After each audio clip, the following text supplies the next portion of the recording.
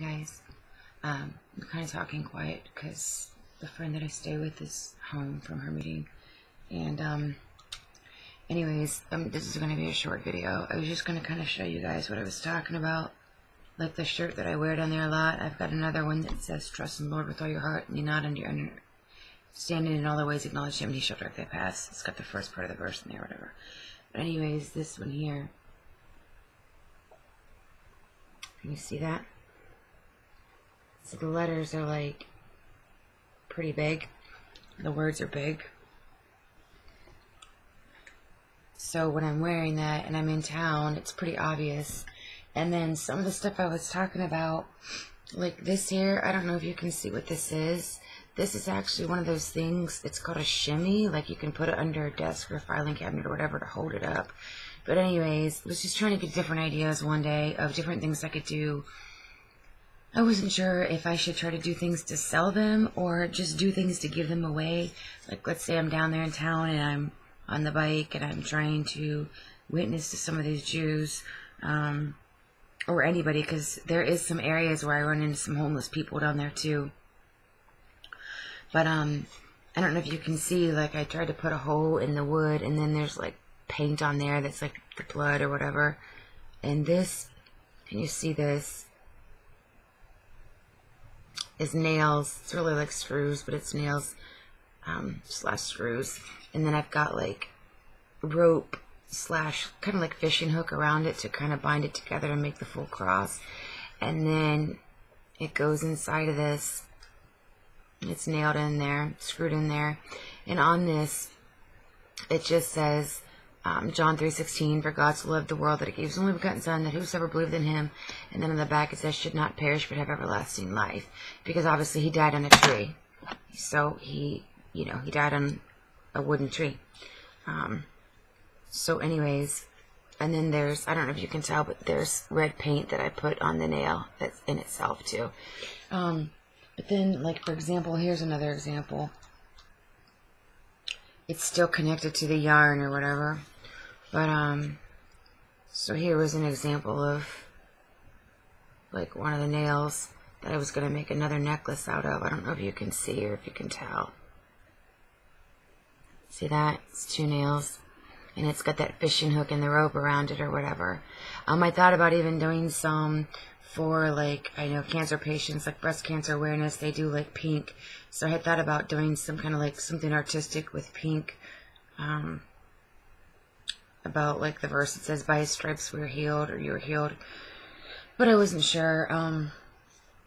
I also got kind of nervous about giving away, even as a witnessing tool, kind of nervous about giving away nails for somebody to wear as a necklace around their neck, because I thought, I wasn't sure of, like, not obligation, but what my responsibility, if I would have any kind of responsibility or any kind of liability, like if they were to get hurt, you know what I mean? Like if you go into the store and you buy nails and you accidentally, if you're nailing a nail in your wall and you accidentally hurt your finger with your hammer or your nail, I mean, that's not the store's fault. So in a way, I look at it like that. Like I have nothing to do with it, but at the same time, it made me a little bit nervous. But this is one that was made for, like around at the 4th of July. And I don't know if you can tell, but it's 2 nails, but it's got blue paint on one nail and then red paint for the blood on the other. And it was to make it for, obviously because He died for our freedom. And the string, the yarn, you can barely really tell. I don't know if you can tell at all, actually. It's kind of painted red, white, and blue, or whatever. But then it's tied in the back. So, oftentimes I've been down there, and with that t-shirt that says, "Jesus died for me," and then, with this cross made out of nails around my neck. And so I don't really have to sometimes bombard them with conversations in order to start the conversations. My t-shirt pretty much gives it away. And a lot of times, I did have one guy approach me one day and he was like, "Amen, praise the Lord, Jesus died for me too."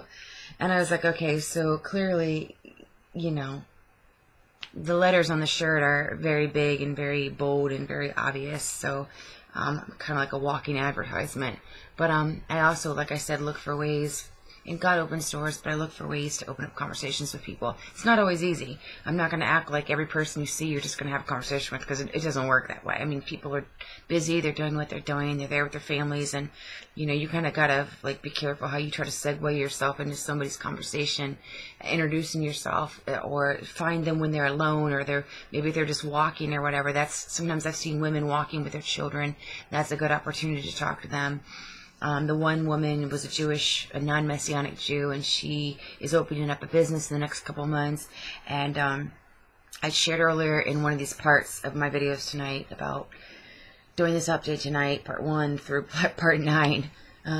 This is why I said I was overwhelmed, and every time I've tried to upload the videos, they would only upload 3/4 of the way, and then they would stop uploading, because I already knew when I finally got this update in, I already know how overwhelmed and stressed and anxious I've been feeling, and so my mind is going a million miles a minute. And even tonight, something just happened just a little bit ago, a few minutes ago, that's just feels like another kick in the face.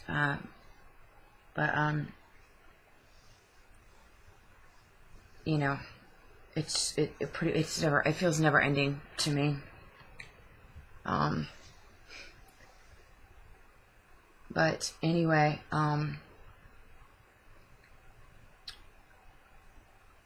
you know, I had done so much ministry with homeless and nursing home and the prisons and stuff like that, and gone into churches, and I still feel like that's part of my calling, is to be going into churches and being able to minister in music and in speaking. But like I said, at this point, it's like I'm just waiting mercifully on deliverance, and really sick and tired of waiting.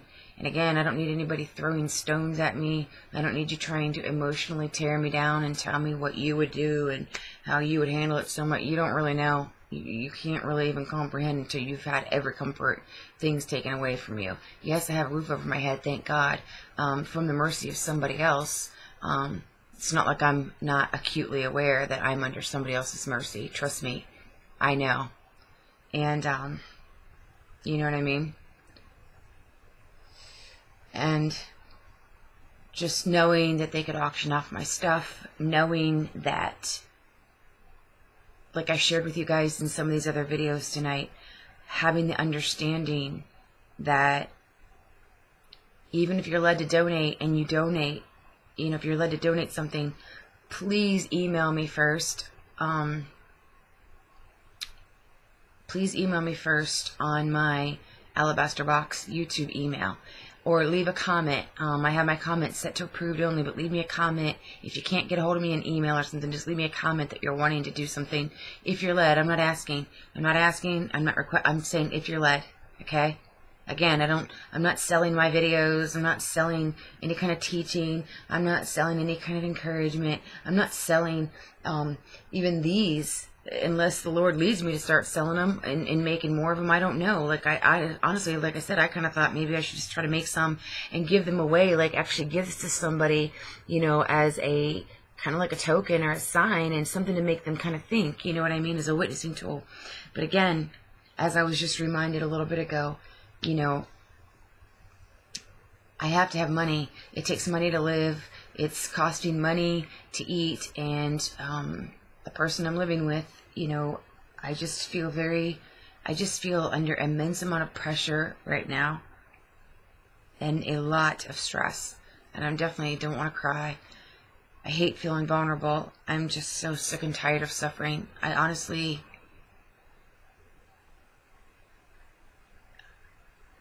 I just want to give up, and I've been feeling that way for quite a long time. And I'm looking at my life and I'm thinking, my life is so screwed at this point. What would I even have to go back to? Because, like I said, even if somebody is led to donate and they say to me, okay, hey, instead of me putting it in PayPal, I'll send you cash, or I'll send you a check, or I'll do this or whatever to the address where you are. Okay, well, now I need a ride to the bank. Now I need this. Now I need the, for example, going to Walmart just to try to get something, a feminine product that you need. It's like everything becomes such a major deal, okay? And being questioned about, you know, like these jobs that I've been putting in applications for, and I've had interviews for these minimum wage jobs.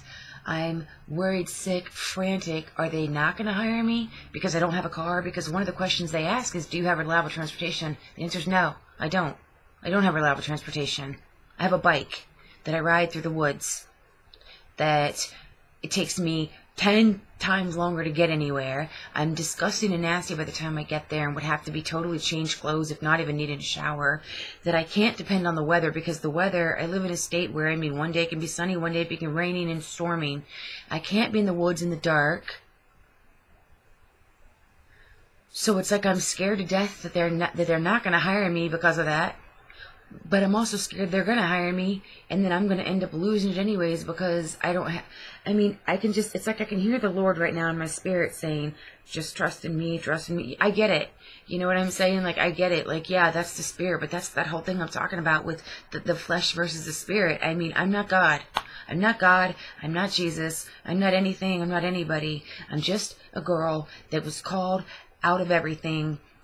I had no idea when I was led into this calling that I would be in such a deep wilderness that I am. I feel very much alone. And I know that there's people all over the world that feel the same way. And again, the family members want to throw the stones and say, well, you don't have to be alone. You could come live with your family. They don't get it. No, you can't just go live it. You can't just go 12 hours out of state and live with somebody. It doesn't work that way. And on top of that, unless you've been called to this kind of a calling, you don't understand anyways, because it's almost like birds of a feather flock together. Once God's kind of pulled you out, I mean, you feel alone anyways. And I'm not saying that, like the Bible says, you know, don't forsake the assembling of yourselves together, especially when you see that that day is quickly approaching. I'm not saying that we're not meant to be an island. You know, somebody said that this week, and I was already thinking the same thing. We're not meant to be an island, and that is the truth. We need each other, but at the same time, you can't just trust everybody. And after everything I've been through, I definitely don't trust everybody. I don't trust most people, because I've been torn down, scoffed, mocked, gossiped about, and slandered, and just worn down way too much by way too many people. People talking about you and saying one thing to your face and saying something else behind your back. So it's not a matter of not wanting to assemble yourself together for fellowship. It's a matter of, who do you trust? Because when you've been through the things I've been through, everybody wants to talk because they think they know everything. They know nothing. And I just wanted to say this real quickly, and I want to get off of here, because I'm, like I said, something else, in between trying to even make these videos, something else just happened, and it's just like, it's just always one punch in my gut after another. Plus it's 12 o'clock at night, and I'm trying to get all these uploaded.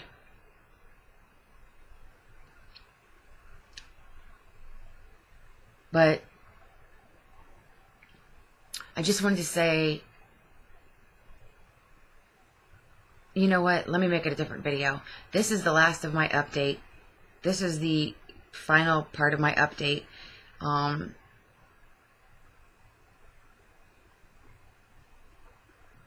Again, if you're led to donate, please reach out to me first, or email me or something, or leave me a comment, shoot me an email. If you can't get into my YouTube email, you can do my Alabaster Box email. If you're not sure what that email address is, just click on the PayPal link. The PayPal link will take you to my PayPal account, and right there's my Gmail account.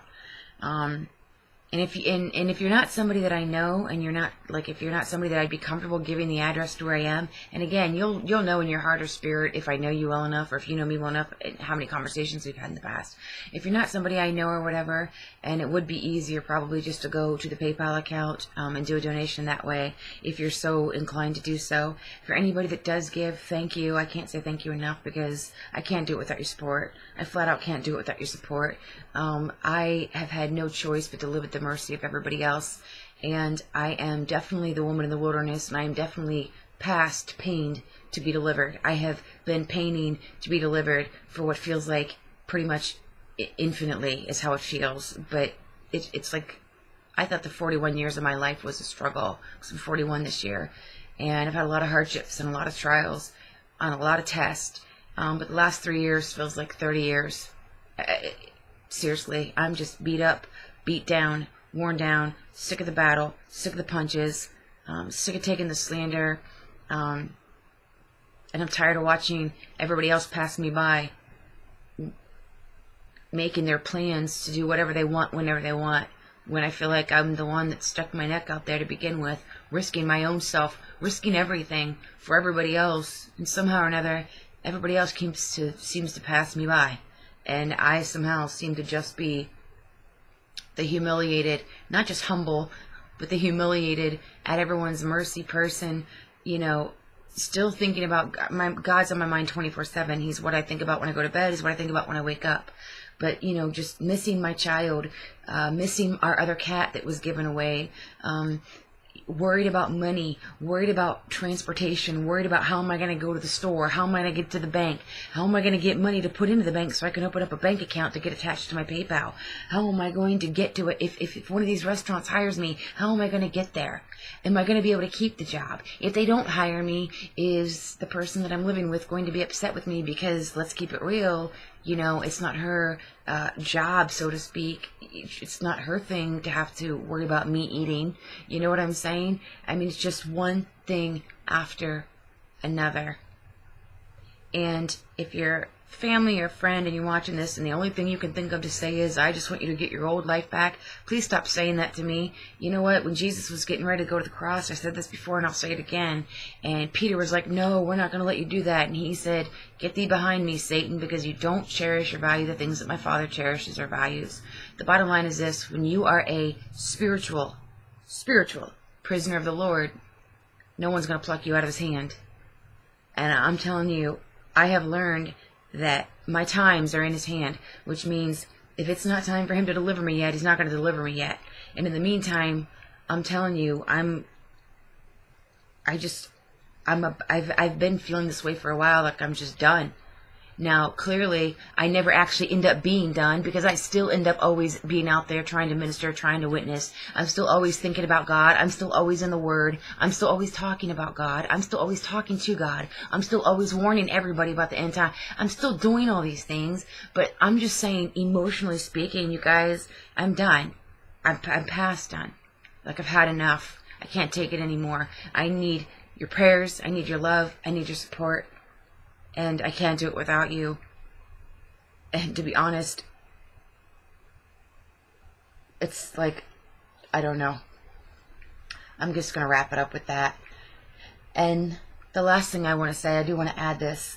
If you're one of those people that watches my videos and you're wondering why in the world are you giving so many details or whatever, I don't do this for those people that could care less. If you're one of those people that you just watch my videos to troll, or if you just watch my videos so you can say mean things, or if you're one of those people that's like, I don't really care about your life, I totally understand. You've got your own problems, you've got your own worries, you've got your own woes. I get it. That's not even a problem. I'm probably not somebody you're going to... This channel specifically was opened up for people, and again, it was a supernatural thing the way it happened, because I wasn't even going to open this channel, okay? And I certainly was not going to be reaching out asking for support, kind of like a missionary, okay? But the way it happened was almost, it was like it was out of my hands. So here's what I'm going to say, okay? I'm trying to think of how I want to say it.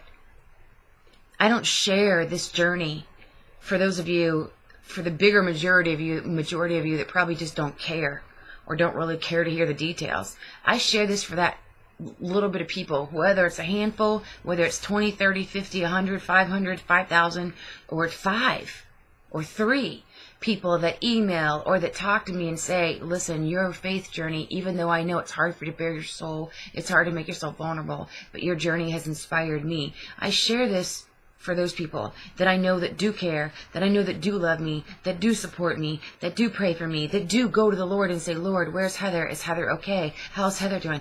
This is who I make these videos for. Because I can assure you, me making myself this vulnerable to just tell you my heart, especially when I'm just looking at a camera and I don't really feel like for the most part anybody cares anyway, it's not easy, okay? And especially when, like I said, all the other update videos I try to do, they would upload most of the way, and then the upload would just stop. And so it becomes, it's almost like a never-ending cycle of, does anything ever go right? Is it ever not a crappy day? You know, somebody will text, my mom will text and be like, well, how's today doing? You know, and sometimes I don't really know what to say. I'm like, I don't know what people expect me to say. Like, well, today's as crappy as it was yesterday. And I feel as hopeless today as I did yesterday, and probably as hopeless today as I will tomorrow. And tomorrow I'll probably be just as hopeless as I was today, and equally as hopeless as I will be the next day. That's how I feel right now. And again, if you've still got all your comforts and your husbands and your children and your lives and your families and your freedom and your car, which gives you a freedom, and your money and your bank accounts and everything's still set in order, and when you go into your refrigerator, you know, what do you eat? You probably pick out the food that you went to the store and you picked out. I don't, for the most part. There's a little bit of that going on with me. I get to pick out a few things, but for the most part, when I eat, it's whatever somebody else has picked. You said that shouldn't be that big of a deal. You're missing my point. I feel like my freedom is lost. I feel like a spiritual prisoner of the Lord. And no matter how much I love Him, no matter how in love with Him I am, it's not the point. The point is I'm human, and I'm struggling. And again, my faith is struggling. Not to the point that I don't think there's a God. I'm not an idiot, okay? My relationship with God is way too strong for that. And again, not even to the point that I don't always end up ministering anyways. But I'll tell you what, I'm just not the same person as I was. Like I said, I don't smile unless I'm trying to hide the pain. I don't laugh unless I'm trying to cover up the pain. Or pretend to be happy for somebody else's sake. You know, when you're living in close quarters with somebody, you know, the person I'm living with, you know, already heard me crying myself to sleep for like months. Really for almost the whole time I've been here. For several weeks, every night, crying day and night, crying myself to sleep at night, if I could sleep at all. You know, so I smile to hide the pain. I don't really know what else to say. As much as I don't feel like making any more videos tonight, I'm going to make one more, and I'm hoping it's going to be about 5 minutes or less. I love you. Sorry for the very long update. This is why I did it in parts, and also why I felt very overwhelmed, because like I said, it's almost just too much. I can't really get into everything about ministry. I can't really get into everything about what's been going on. I can't really get into everything about anything. It's like I can just share bits and pieces and try to verbalize that basically I'm sick of being in the wilderness. I'm sick and tired of getting signs and hope of deliverance, but deliverance itself doesn't ever actually come. Now, having 2 out of my 3 cats back, maybe that's a good sign of some kind of restoration. You know, I don't know. I don't know what God's doing. All I know is nothing I say is going to make Him move any faster or any slower. So, again, I ask for your prayers, your love, your support. If you're led to help, thank you. You have no idea how much I appreciate it. I pray blessings over you here in eternity. If you're not led to help, that's okay too. Still thank you. If you've watched my videos and you've been following this faith journey and you've, you know, been listening for this long, thanks for even staying up with me and watching. And now that this update is finally going to be out there, hopefully from here on out, hopefully I can update videos a little bit more consistently, much like maybe just one video here and there where it's much shorter, you know, much more condensed. Or even if it is like a half an hour long, I can always do it in a couple parts. But my point is I couldn't really just, like song videos. I haven't even done any song videos because I felt like I needed to get this update out there. So with that said, I'm done talking. I'm going to say one more little tiny video, 5 minutes or less, I hope. It's something I'm noticing on YouTube. A lot of deception, a lot of confusion going on about the Bible, about Jesus Christ, about God, about God's name.